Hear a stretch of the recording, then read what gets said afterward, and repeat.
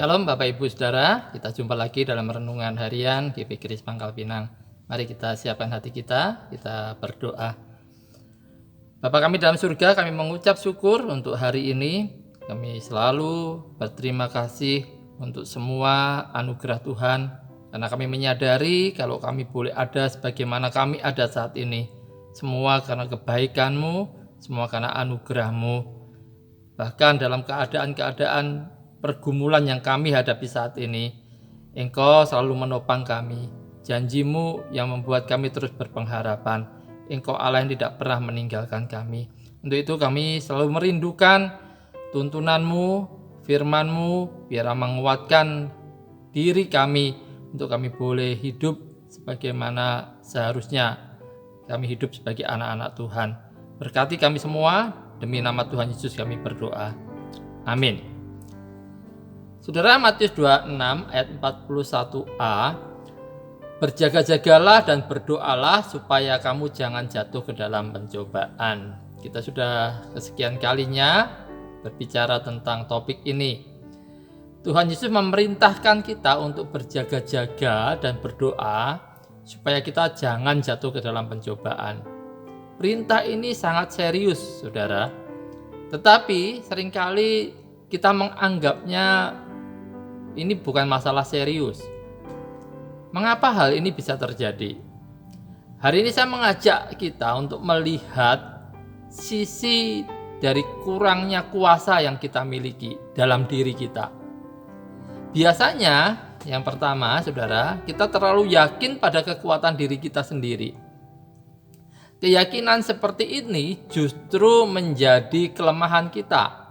Seperti keyakinan Petrus pada kekuatannya sendiri yang sesungguhnya adalah menjadi kelemahannya. Kenyataannya kita tidak akan pernah berhasil melakukan apapun sebaik yang kita sangka. Terlebih lagi ada hasrat yang berdosa, bagaikan pengkhianat yang ada di dalam diri kita. Ia siap menjual kita kepada musuh. Inilah salah satu alasan mengapa kita tidak boleh bermegah terhadap kekuatan diri kita sendiri. Jangan merasa sanggup mengatasi hari pencobaan dengan kekuatan kita sendiri. Memang sebelum hari pencobaan itu tiba, ya, tentu kita juga Petrus tidak akan pernah menyangka kalau ia bakal jatuh, kalau ia bakal menyangkali Tuhannya. Ia merasa hebat dan kuat, tapi ketika hari pencobaan itu tiba, semua keteguhan hati Petrus itu menjadi terlupakan. Kasihnya kepada Tuhan seolah terkubur oleh rasa takut yang menyelimutinya. Percaya kepada kekuatan diri sendiri atau kita mengandalkan diri kita sendiri merupakan kegagalan yang sudah umum sifatnya. Amsal 28 ayat 26a, siapa percaya kepada hatinya sendiri adalah orang bebal.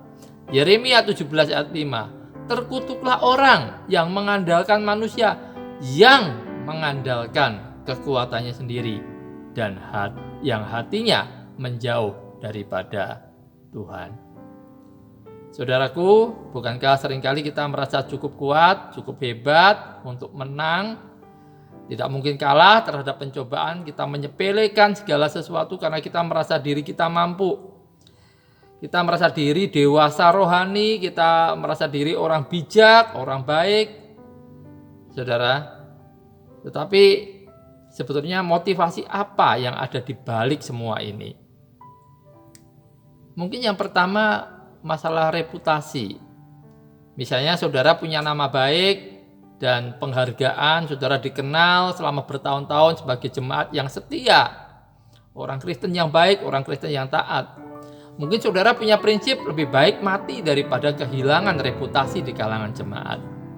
Lalu dengan modal ini, saudara berpikir ini dapat menjadi motivasi yang kuat untuk mengalahkan pencobaan. Saudara, ingatlah akan pengalaman Petrus, mungkin juga Yudas, Himeneus, dan Filetus.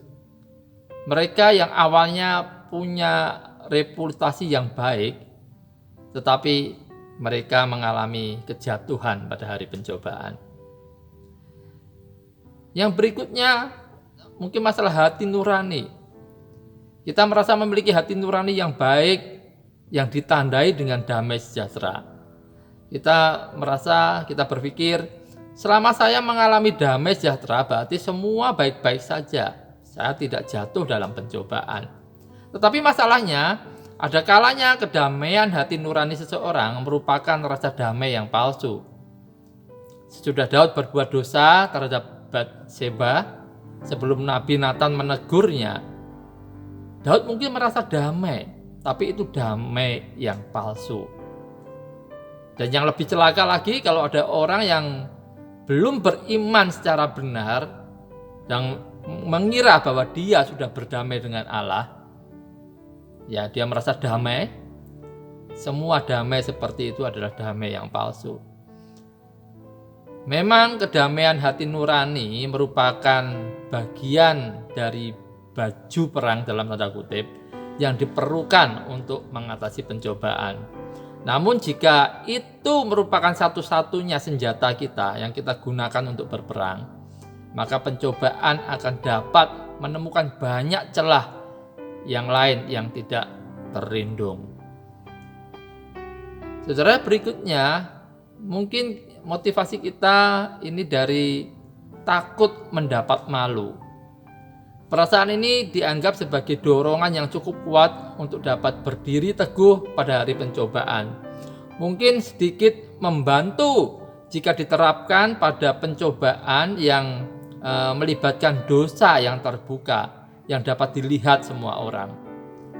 Tetapi pada akhirnya kita akan sadar bahwa bersandar pada motivasi ini adalah terlalu rapuh.